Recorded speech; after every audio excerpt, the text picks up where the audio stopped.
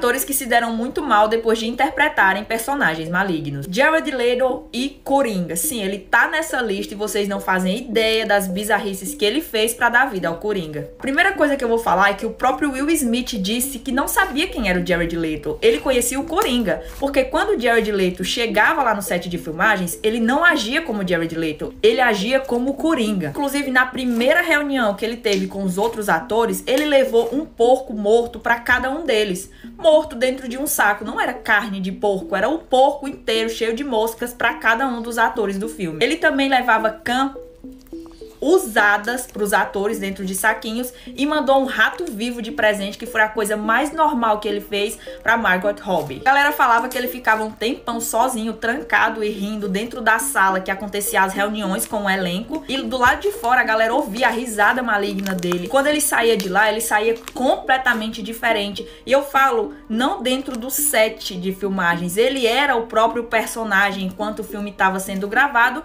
e na vida real, pelo menos durante a produção desse filme. Acontece que o Jared estava fazendo uma técnica que muitos atores costumam fazer, é completamente normal, que é agir como personagem para que o personagem saia exatamente como ele deve ser. Então era uma técnica que ele estava fazendo. Porém, o coitado foi extremamente criticado depois de atuar fazendo o Coringa aí no filme do Coringa. Inclusive eu gostei bastante, né? Mas a minha opinião não importa de acordo com a crítica, né? Pelo menos é o que todo mundo fala. Mas e aí, o que vocês acham? Deixa aí nos comentários, eu quero saber. E não sai daqui sem me seguir se gosta desse tipo de conteúdo. Tá, mas vocês viram o caso da coreana que foi visitar a Índia, começou a ser perseguida por alguns caras de lá e sumiu completamente. Ela é uma influenciadora que costuma fazer viagens ao redor do mundo, mostrar as culturas dos outros países. Como as pessoas sempre falavam muito mal da Índia e diziam que lá era muito perigoso, principalmente para mulheres, ela resolveu provar para as pessoas que isso não era verdade. Viajou sozinha até a Índia, postou vários vlogs, só que um desses vlogs deixou as pessoas preocupadas, porque logo no início da gravação deu para perceber que ela estava sendo perseguida por um homem que passou cerca de 20 minutos seguindo ela. Inclusive, quando ela parou em uma feirinha, ele colocou o braço ao redor dela como se a conhecesse, imagina. Enquanto ela andava pelas ruas da Índia, ela era perseguida por outros homens que pareciam estar vendo um anjo na frente deles. Deixou ela meio desconfortável, então ela voltou pro hotel e resolveu ir para outro ponto turístico pela tarde, só que quando ela chegou lá não tinha ninguém naquele local. Era um local que tinha vista para a cidade, era muito bonito, e por ser um ponto turístico, ela achou estranho não ter ninguém lá. Só que quando ela ia embora, ela notou que tinham 3 homens na escadaria que falaram para ela que ela não conseguiria sair de lá, só que por muita sorte ela conseguiu. Eles ainda perseguiram ela até o hotel e ela só ficou em paz quando entrou no local, e quando foi à noite, ela resolveu ir em outro ponto turístico que ela acharia que era mais movimentado. Porém, esse foi o final do vídeo, ela dentro do carro falando que ia para o outro ponto turístico. Após isso, ela sumiu completamente, passou uma semana sem publicar nada no canal do YouTube dela. Todo mundo ficou muito preocupado com o que poderia ter acontecido com ela, afinal ela estava viajando sozinha. Ela apareceu depois de algumas semanas falando que estava bem, que não tinha dado para visitar outros lugares, porque muitos lugares não tinha ninguém por perto, então ela não queria ficar sozinha. Isso serve de alerta: mulheres, tomem muito cuidado ao viajar sozinha, em qualquer lugar do mundo. Sai desse vídeo sem me seguir se gosta desse tipo de conteúdo. Imagine tu ter relações com o espírito de um cara que tu era muito fã porque tu não se conformou com a morte dele. Foi o que aconteceu com essa mulher. E detalhe, ela se deu muito mal. Isso aconteceu há alguns anos atrás e essa moça era muito fã de uma dupla sertaneja. Só que, obviamente, você sempre é mais fã de um dos dois, né? Então o cara que ela era mais fã acabou falecendo de uma doença assim que matou ele em menos de um mês. Inconformada, ela ficou muito triste, em uma depressão profunda. E todos os dias ela ia até o túmulo dele deixar flores, deixar presentes, orar por ele, conversar com o túmulo dele. Até que ela ficou cansada de fazer só isso e foi atrás de uma mulher que conseguia fazer magia. Ela deu todo o dinheiro que ela tinha para a mulher que fez a feitiçaria. E em troca, ela queria pelo menos sonhar uma noite com esse cara, conversando com ele, perguntando se ele estava bem, falando que ela era muito fã. E de fato deu certo. Ela realmente sonhou com o cara. Só que eles não só conversaram, não. E os sonhos eram tão reais, meu povo, que ela esperava ele em casa. Ela disse que de fato acontecia, só que em outro relato ela conta que eram sonhos. Ela preparava o jantar, preparava a comida favorita dele, ele sentava na mesa, jantava com ela, eles conversavam sobre tudo e depois ela era a sobremesa. Acreditem, isso aconteceu durante 6 meses, até que um dia o cara do nada sumiu. Ele não apareceu mais, ele não aparecia mais na casa dela, nos sonhos dela, em lugar nenhum, e ela ficou muito mal, pior do que antes. Ela voltou até a feiticeira, conversou com ela e a feiticeira disse que não tinha nada o que fazer porque ele tinha sumido, porque não queria mais ficar com ela, tava cansado dela. Homens, né, até em espíritos continuam do mesmo jeito. Então ela disse, então eu vou seguir com a minha vida, já que ele não me quer mais, eu vou seguir com a minha vida. Resolveu procurar médicos pra poder ficar completamente saudável, porque ela sabia que não tava bem da cabeça, diagnosticada com esquizofrenia, mas o pior ainda está por vir. Quando ela chegou em casa naquele mesmo dia, com os remédios na mão, vindo diretamente da terapia, o cara tava na mesa esperando por ela. Jamais limpe o suor de um cadáver, mesmo que seja um ente querido que você amava muito. Esse cara trabalhava em um necrotério e ele era muito amigo do médico, né? Ou seja, as pessoas primeiro passavam pelo médico, pelas cirurgias, não resistiam e iam pra ele no necrotério. Ele que cuidava da necrópsia e tal. Porém, nesse dia ele ficou muito surpreso porque chegou uma jovem muito bonita no necrotério. Ela era tão bonita e tão pálida que ela parecia uma princesa. O pior de tudo é que ela tava em estado perfeito. Não tinha um arranhão nela e nem o médico tinha descoberto o que tinha causado a morte dela. Foi encontrada soterrada em uma casa. Literalmente ela tinha sido encontrada soterrada em uma casa e ela estava em estado tão perfeito que os policiais achavam que ela estava viva. Aí mandaram ela pro médico, o médico lá disse que ela não tava e mandou pro necrotério. Só que até o médico ficou surpreso porque ela estava em estado perfeito. O cara lá da necrópsia já estava acostumado a ver todo tipo de defunto, né? Só ficou surpreso porque ela era muito bonita, ela era tão bonita que ele ficou adiando fazer a necrópsia dela, porque ele não queria mexer. Só que certa noite ele ficou assustado porque ele notou que ela tava suando. E detalhe, ela tava com os olhos abertos e ele já tinha fechado várias vezes e ela abriu os olhos de novo. O que é normal, porque todo mundo sabe que quando uma pessoa morre, alguns nervos ali ainda ficam vivos e elas têm espasmos e tal. Morrido há algum tempo, até porque ela foi encontrada soterrada. Então isso estava deixando ele assustado, porque aqueles espasmos não eram mais pra estar acontecendo. Quando ela começou a suar, ele ficou assustado e ligou pro médico, que era amigo dele, com toda a situação. O médico disse, deve ser alguma coisa que acontece, nunca ouvi falar, mas deve ser normal. O cara desligou, ele foi lá e limpou o suor dela com um paninho. Aquela mesma noite, ele querendo se livrar logo daquela sensação ruim, fez logo a necrópsia dela e colocou ela lá naqueles negócios dentro de uma gaveta. Só que na manhã seguinte, quando ele voltou sozinho pro necrotério, ele ficou surpreso e ainda mais assustado. Por quê? Quando ele puxou a gaveta que ela tava dentro, ela tava normal de novo, sem nenhum arranhão. E detalhe que ele tinha feito a necrópsia na noite anterior, então ela deveria estar com uma cicatriz aqui, mas ela não estava. E os olhos abertos de novo, e ela completamente suada. Mas o pior ainda tá por vir. Qual a história mais bizarra sobre Lampião e por que é a da xícara de sal? Oi, eu sou a Victoria Reile e pra quem não sabe, o Lampião foi um dos cangaceiros mais procurados da história do Nordeste. Não, a história mais bizarra envolvendo ele não foi a da xícara de sal. Na verdade, a da xícara de sal, por ser extremamente bizarra, não é tanto quanto as coisas que ele costumava fazer quando estava vivo. Porém, essa é a única história sobre ele que eu tenho permissão pra falar na internet, porque as outras são tão bizarras que eu tenho que encontrar palavras novas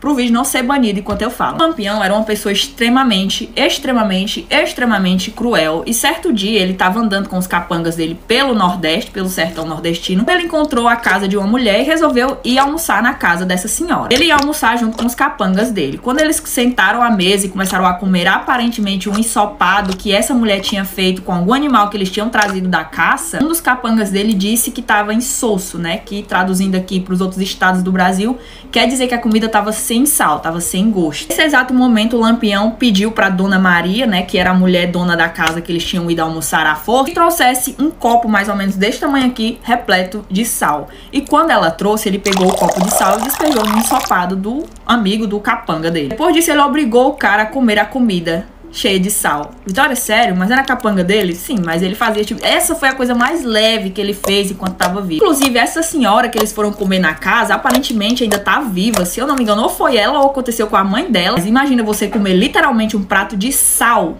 Meu Deus, fã ou hater dos próprios capangas? Não sai daqui sem me seguir se gosta desse tipo de conteúdo. Ela usava fones de ouvido o tempo todo e acabou se dando muito mal por isso. A garota da história era uma adolescente que não tinha muitos amigos. Por conta disso, ela passava a maioria do tempo estudando e ouvindo música. Certo dia, a mãe dela chamou ela pra sair um sábado à noite, mas ela disse que não porque tinha muito dever de casa, então resolveu ficar sozinha em casa. A mãe dela saiu perto das 6, ela ficou vendo tudo pela janela do quarto. Só que quando ela notou que uma tempestade começou a cair, ela colocou os fones de ouvido e ficou estudando na mesa do quarto. Perto da meia-noite, a mãe dela voltou. Ela viu quando a mãe dela voltou de carro, estacionou. Só que ela não esperava os gritos vindos do andar de baixo, da mãe dela chamando o nome dela. Quando ela desceu, ela entendeu completamente porque o carpete da sala estava totalmente enlameado, cheio de pegadas, como se alguém tivesse se sujado na água da chuva e entrado dentro de casa. A menina olhou pra mãe dela completamente assustada e disse que ela não tinha feito nada daquilo, que ela não tinha saído do quarto e nem tinha ido pra chuva. A mãe dela ficou assustada porque, se não foi a filha dela, alguém tinha entrado na casa, até porque as pegadas entravam, mas não saíam. Elas começaram a procurar, mas não encontraram ninguém. Só quando estavam na garagem, ouviram um barulho da porta da sala sendo fechada com muita força. Elas se trancaram na garagem, ficaram lá e ligaram pra polícia. Quando a polícia chegou, eram 2 policiais. Um começou a revirar tudo na casa pra ver se encontrava alguém, mas não encontrou ninguém, enquanto o outro ficou com elas na garagem. O policial que tava procurando o suposto intruso não encontrou ninguém, então foi lá na garagem avisar que elas poderiam sair, que estavam em segurança. Porém, elas notaram que aquelas pegadas de lama sumiam pela sala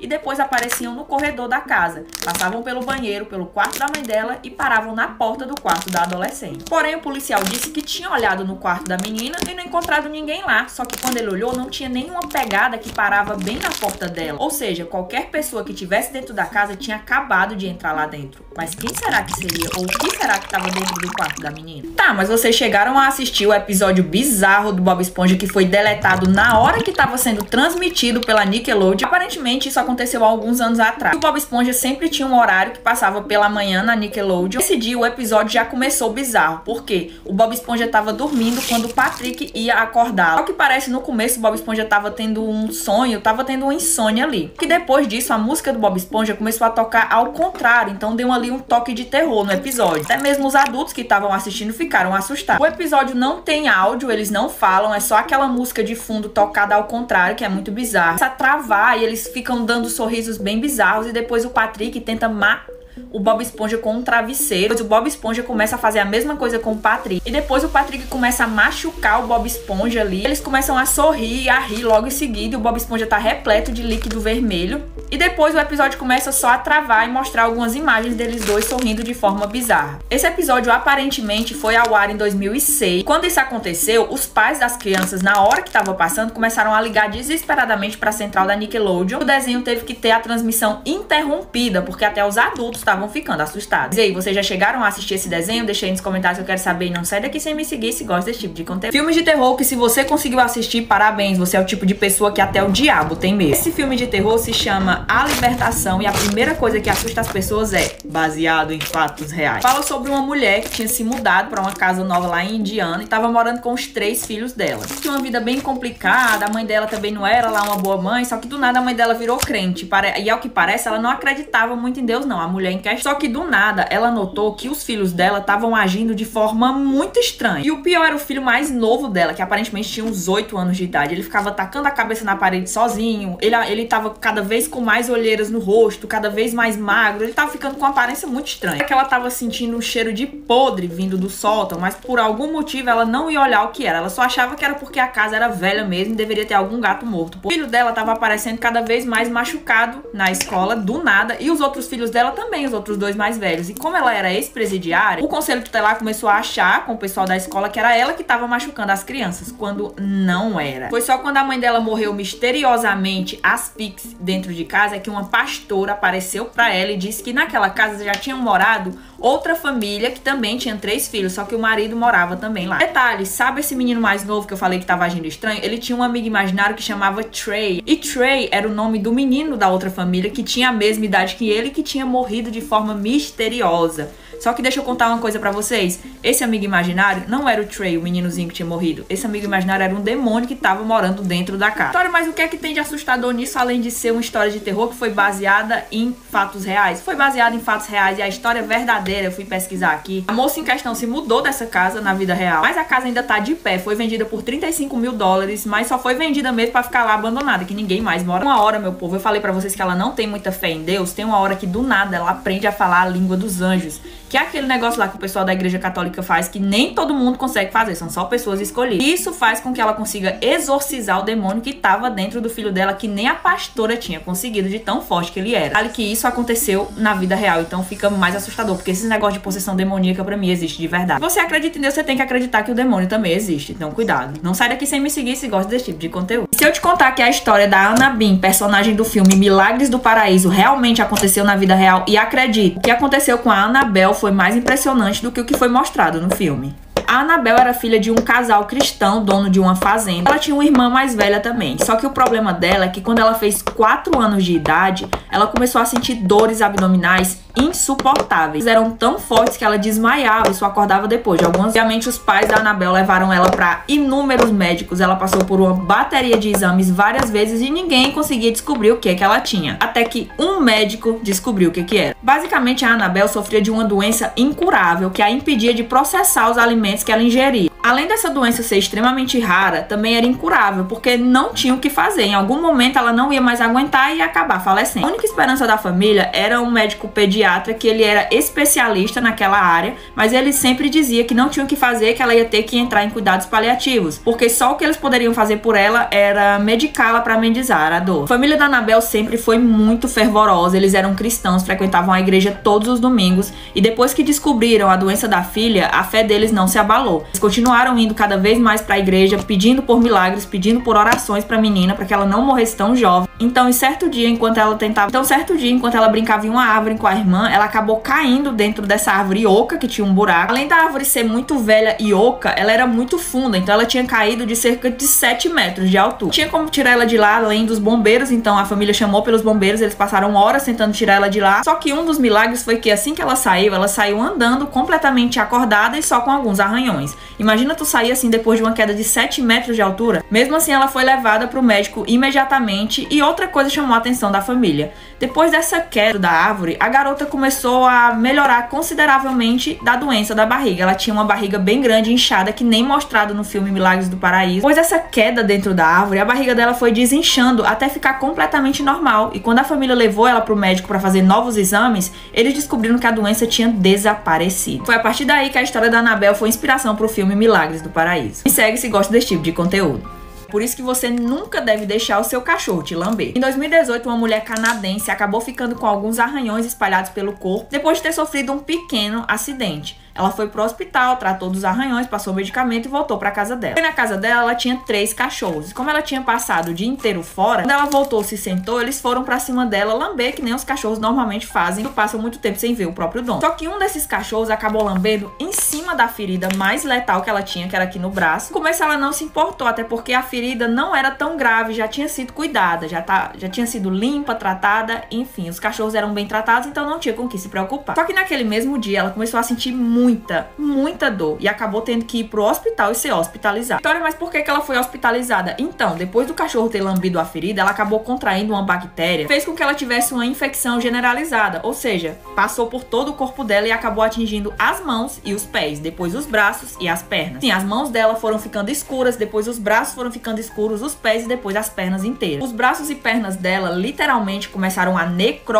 e os médicos não tiveram outra opção a não ser remover antes que a bactéria e o vírus se espalhassem pelo corpo inteiro dela. Naquele mesmo dia, por conta da lambida de um cachorro e uma ferida leve, ela teve os braços e as pernas amputadas. Ela tá viva, tá bem, mas não tem mais a mesma vida que antes. E aí, o que vocês acham? Vocês têm cachorro? Deixem nos comentários, eu quero saber. E não sai daqui sem me seguir se gosta desse tipo de conteúdo. Nos Estados Unidos, essa garotinha tinha sido dada como desaparecida por 2 anos, até que foi encontrada pela polícia em um cômodo escondido que ficava embaixo da escada da própria casa dela. O nome dela é Paisley Schultz e ela só tinha 4 anos de idade quando foi dada como desaparecida pela própria família dela. Porém, uma coisa que já deixou a polícia suspeitando da própria família dela foi que, 1 ano antes, os pais da Paisley tinham perdido a guarda dela e da irmã mais velha dela. Eu consegui encontrar aqui o porquê que eles perderam a guarda das 2 filhas, mas quando a polícia descobriu sobre isso, eles começaram a suspeitar que os próprios pais da menina tinham sequestrado ela, já que agora estavam sem a guarda. Porém, a polícia também recebeu informações de que, na verdade, a menina estava sendo mantida em cárcere privado. Agora ninguém sabia onde. Quando a polícia recebeu essa informação, eles começaram a procurar mais a fundo, até que chegaram em uma fazenda, que no caso era a fazenda do avô da Paisley, e morava sozinho em uma casa gigantesca. Ele tinha 57 anos de idade. Quando a polícia perguntou pra ele se ele poderia saber o paradeiro da Paisley, que já estava desaparecida há 2 anos, ele falou que não fazia ideia de onde a neta estava, que fazia muito tempo que não via ela e que não tinha notícias.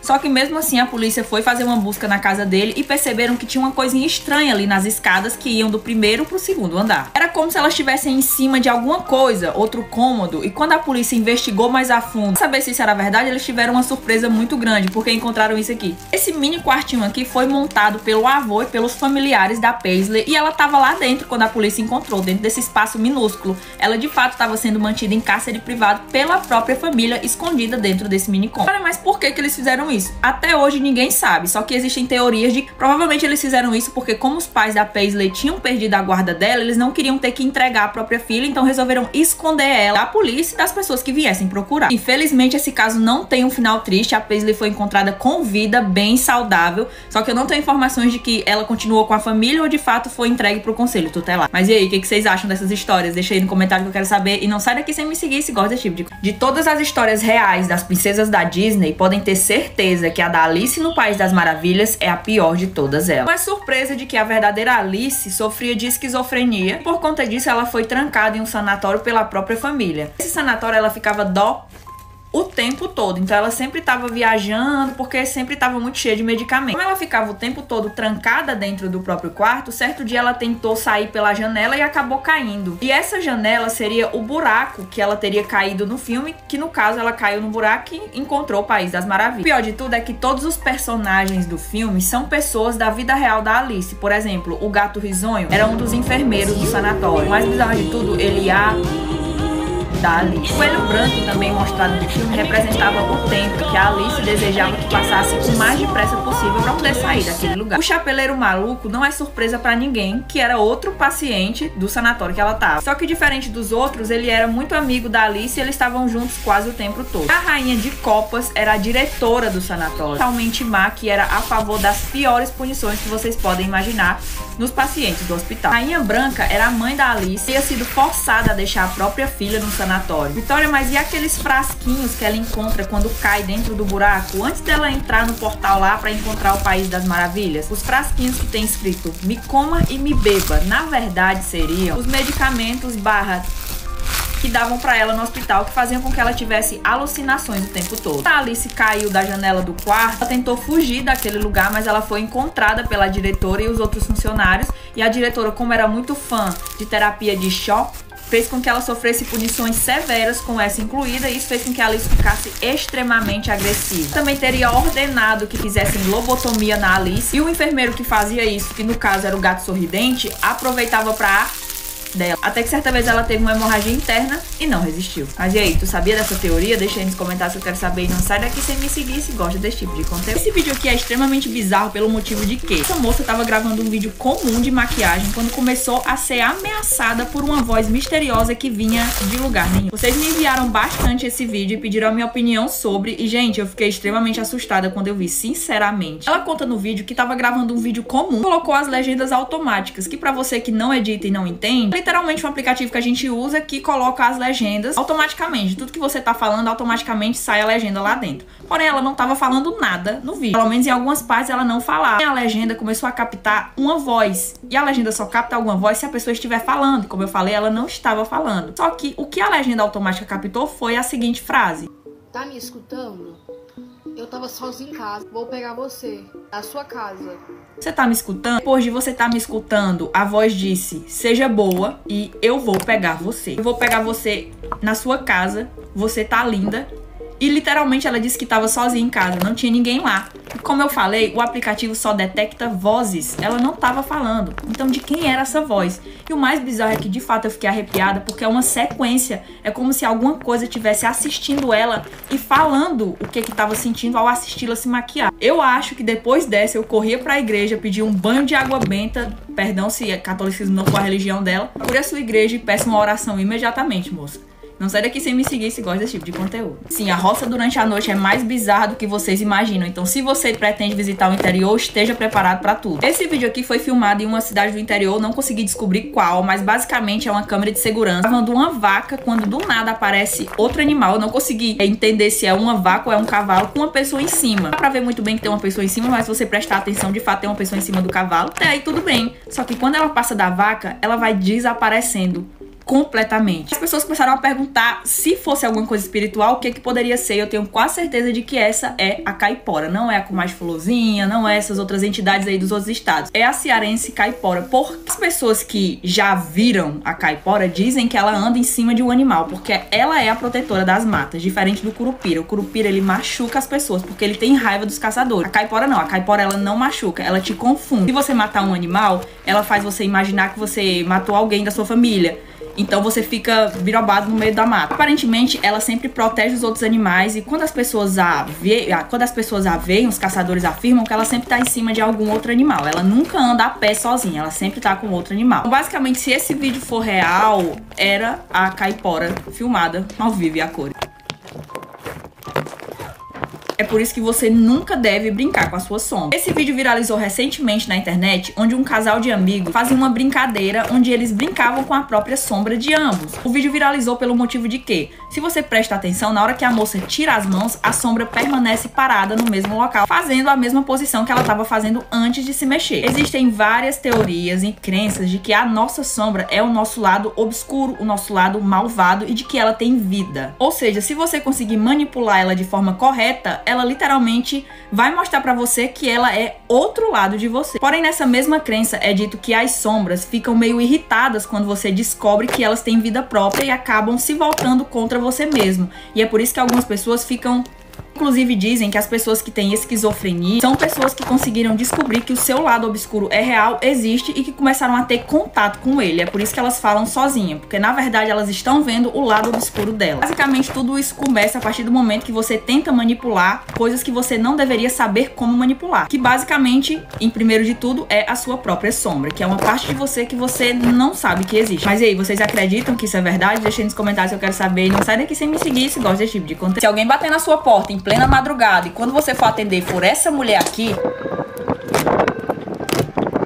corra o mais rápido que puder e não olhe pra trás. Tem uma lenda muito famosa no interior de Minas Gerais que fala sobre a velha da meia-noite. Dizem que se entre meia-noite, 1 e 2 da manhã você escutar batidas na sua porta, a voz de uma senhora muito idosa pedindo por socorro ou um copo de água, você deve ignorar e não abrir a porta de jeito nenhum, porque caso você abra, ela vai te pedir água e comida. E caso você traga uma comida que ela não goste, ela vai te amaldiçoar, porque adivinhe, essa senhorinha se trata de uma bruxa. Só as bruxas que ficam vagando pelo mundo no horário de meia-noite, 1 e 2 da madrugada. Então, quando elas começam a bater na porta das pessoas procurando comida, é que elas precisam da energia delas para se alimentarem. Não tem como você saber qual tipo de comida agrada às bruxas. Então você pode dar a comida mais apetitosa que existe e ainda assim ela se sentir muito ofendida.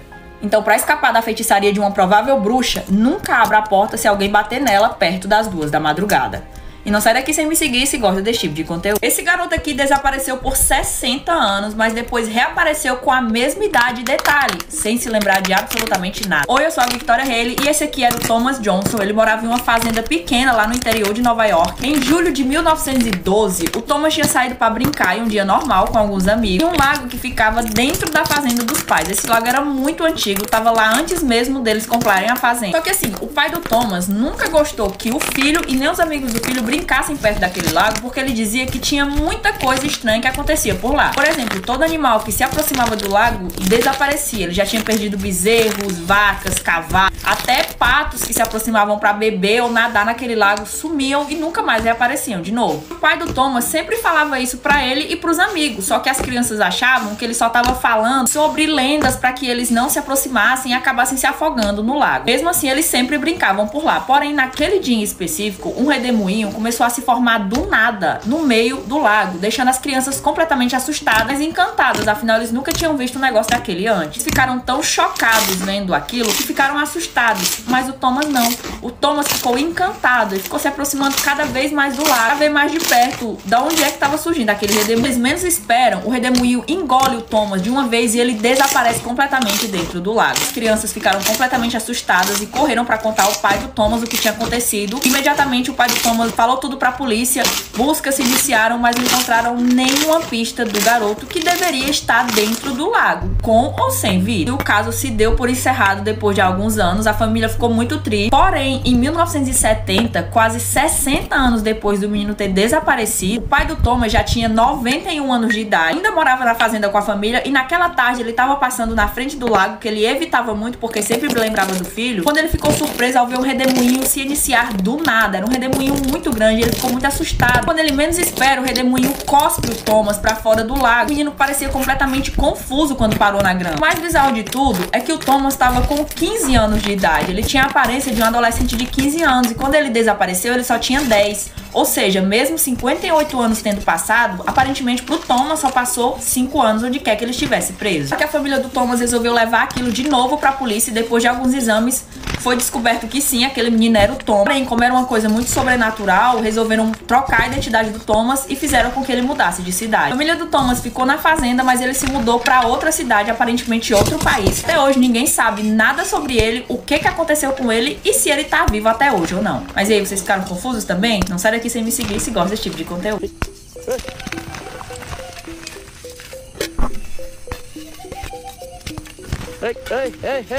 Será verdade que o SCP-1060 fugiu e já foi visto em várias cidades, onde deixou muita gente apavorada? Oi, eu sou a Victoria Haley, e pra você que não sabe o que é SCP, se trata de uma sigla que significa segurar, conter e proteger. E basicamente, essa sigla é uma fundação que pega criaturas e prende para que elas não façam mal aos seres humanos. Basicamente é isso, é uma teoria da internet, mas como muita gente já viu essas criaturas, pelo menos tem muito relatos de que já viram, eles começaram a acreditar que de fato essa fundação existe. Cada SCP tem a sua numeração e tem níveis: pior, menos pior, muito pior e perigoso. E o SCP-1060 se trata de uma adolescente. Ela parece ser uma adolescente comum, por isso que de início as pessoas já não desconfiam dela. Durante o dia ela é completamente normal, só que durante a noite, 80 minutos depois dela adormecer, o corpo dela começa a se desmontar. Como as partes do corpo começam a se separar, a cabeça dela sai junto com os órgãos internos. Eu vou deixar uma foto pra vocês imaginarem mais ou menos como é que fica. Depois que ela fica dessa forma, ela começa a vagar, flutuando por qualquer lugar. Ela tem esse superpoder durante a noite. O mais bizarro de tudo, galera, é que essa lenda é muito popular na Indonésia. As pessoas da Indonésia disseram que já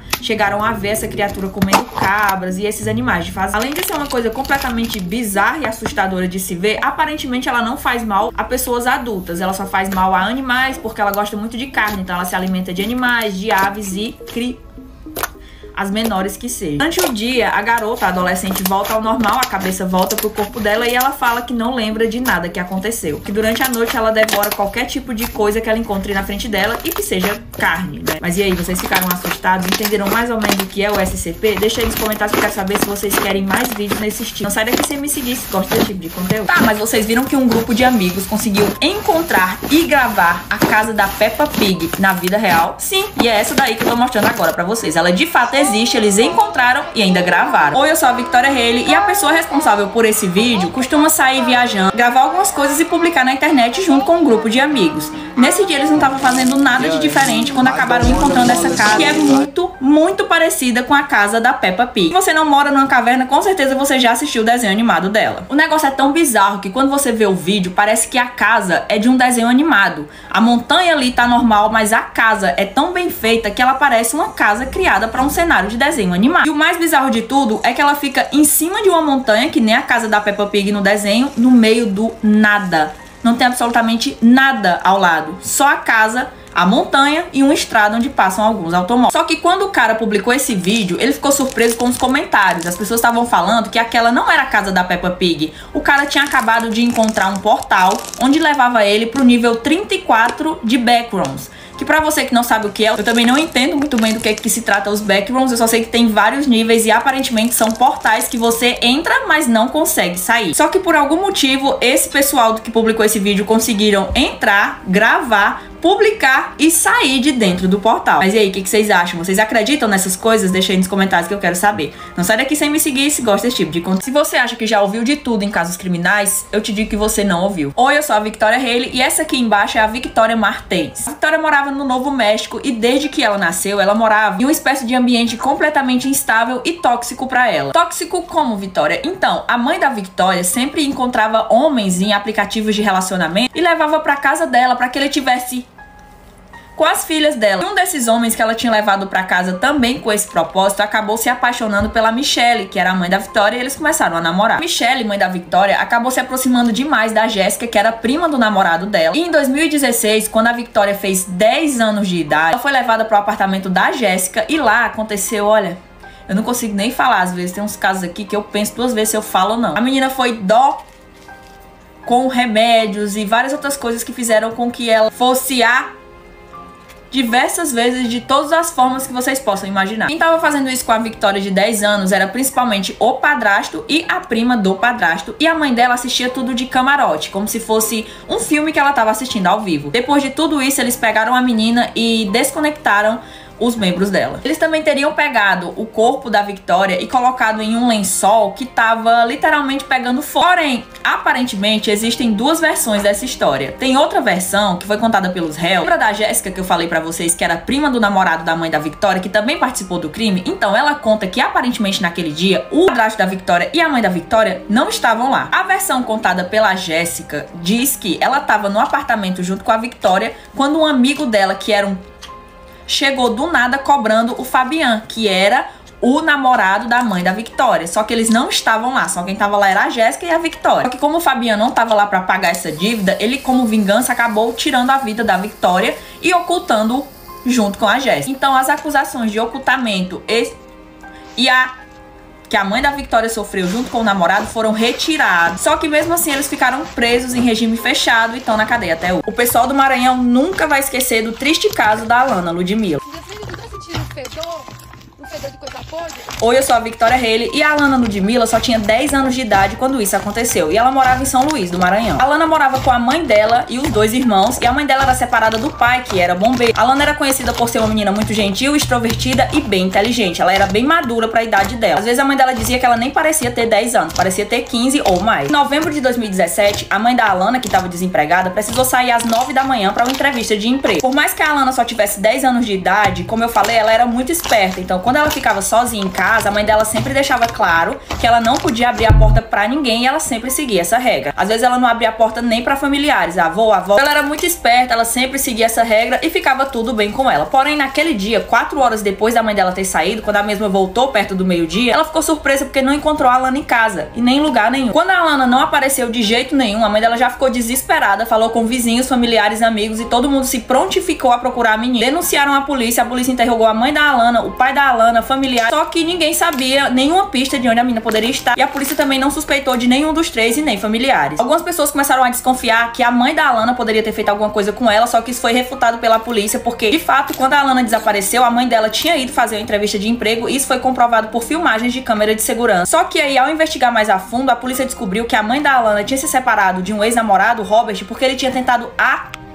Alana. A polícia interrogou ele de novo, porque ele já tinha sido interrogado e depois disso ele fugiu. Então, obviamente, ele se tornou um suspeito. 2 dias depois da Alana ter desaparecido, um vizinho da família começou a sentir um fedor muito forte vindo da casa da Alana. O detalhe é que a mãe da Alana não estava mais na casa dela porque as pessoas estavam achando que ela tinha alguma coisa a ver com o desaparecimento da menina. Então, ela estava ficando em outro lugar com medo de ameaça. Isso fez com que o vizinho que estava sentindo esse fedor estranho vindo da casa da Alana pulasse o muro e acabasse descobrindo o da menina soterrado embaixo de alguns entulhos que ficavam no quintal. A Alana tava com um plástico, se é que vocês me entendem, ela tava com sinais de asfixia e também tinha sido Enquanto isso, o ex-padrasto suspeito da Alana tava tentando fugir pro interior do Maranhão, só que ele acabou entrando dentro de uma van que tinham 2 policiais que não estavam usando uniforme. Os policiais acabaram reconhecendo ele e levando preso imediatamente, e depois de muito custo na delegacia, ele assumiu e confessou que ele tinha sido responsável da Alana. Ele também disse que tinha entrado na casa com a cópia da chave que ele tinha feito enquanto namorava a mãe da menina. Ele contou tudo pra polícia, que depois que entrou na casa, amarrou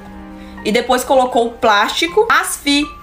Depois ele fez exatamente o que vocês sabem que ele fez com a criança. O Robert foi preso, condenado a 43 anos de prisão, que ainda é muito pouco porque ele merece, e tá preso até hoje. Não sai daqui sem me seguir se gosta desse tipo de conteúdo. Caso você vá pra China algum dia, nunca, jamais pegue um ônibus com numeração 375. Em 2010 existia um ônibus na China de numeração 375 que ele sempre rodava durante a noite, depois da meia-noite. Era tipo o Corujão lá na China. Corujão, pra quem não sabe, é os ônibus que passam depois da meia-noite. Em todos os estados tem. Se não tem no seu, é porque você mora em uma caverna. Nesse dia, dia, esse ônibus era o último do terminal, não tinha ninguém do terminal. E não tinha ninguém dentro do ônibus, além do motorista e o trocador. O trocador, pra quem não sabe, é uma pessoa que antigamente recebia o dinheiro quando as pessoas entravam no ônibus. Você entrava no ônibus, pagava o trocador e sentava. Não tinha ninguém dentro do ônibus, até que, depois do terceiro sinal, entrou um casal, um estudante e uma velhinha dentro do ônibus. Um sentou em lugares diferentes. Aquela noite também era uma noite extremamente fria, então praticamente não dava pra ver a rua por conta da neblina. Quando o ônibus parou uma quarta vez, entraram dois rapazes e um terceiro rapaz. Esses dois rapazes estavam carregando o terceiro rapaz como se ele tivesse bêbado, ele estava se apoiando no ombro dos outros dois. A galera que estava dentro do ônibus já achou estranho aí, porque os três estavam usando roupas tradicionais chinesas, que são essas roupas aqui. Por mais que sejam tradicionais, é muito difícil você ver alguém usando esse tipo de roupa na China. Depois de uns 20 minutos, quando o ônibus parou novamente em outra parada, o casal que estava lá dentro desceu e ficaram só o motorista, o trocador, os três rapazes, a senhorinha e o rapaz que estava perto da senhorinha. Quando o ônibus voltou a andar, a senhorinha começou a gritar. Nessa hora ela já estava sentada ao lado do rapaz que tinha entrado bem no começo junto com ela. Ela começou a gritar e a bater nele com a bolsa, dizendo que ele tinha tentado roubar ela. Isso, o trocador teve que parar o ônibus e olhou totalmente assustado. E daí ela começou a gritar e falou: para aqui, porque aqui é na frente da delegacia e eu vou levar ele pra delegacia e ele vai ficar preso lá. Isso, os dois desceram, o rapaz completamente confuso desceu junto com ela e eles só ficaram assistindo o ônibus ir embora. Quando o ônibus foi embora, a senhorinha olhou pra ele, respirou fundo, como se estivesse extremamente aliviada. E ele, ainda totalmente confuso, perguntou o que estava acontecendo e por que ela estava acusando ele de roubo quando ele não tinha feito nada com ela. Aí a velhinha olhou pra ele e falou: agradeça que eu salvei a sua vida. E ele: o quê? Salvou minha vida do quê? Ela: aqueles três rapazes, desde que eles entraram, eu fiquei observando e eles eram tudo menos humanos. Lembra que eu falei pra vocês que tinha muita neblina naquela noite? Então, também tava ventando muito por ser uma noite de inverno. E a velhinha contou que quando o vento bateu nas roupas deles,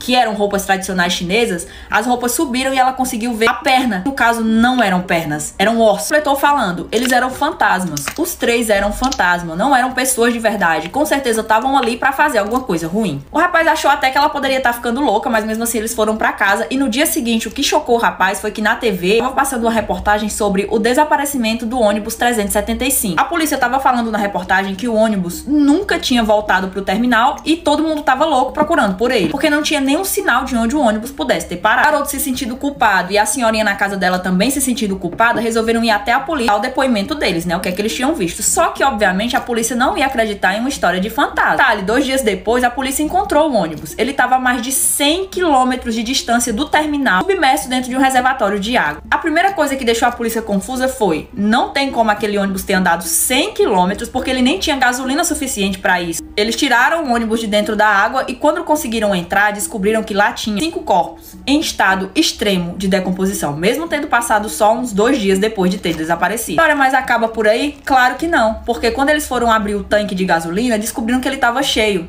de líquido vermelho, se é que vocês me entendem. Provavelmente das vítimas que estavam dentro do ônibus. No caso, você vai pra China, não pega esse ônibus. Na verdade, ele é um ônibus fantasma.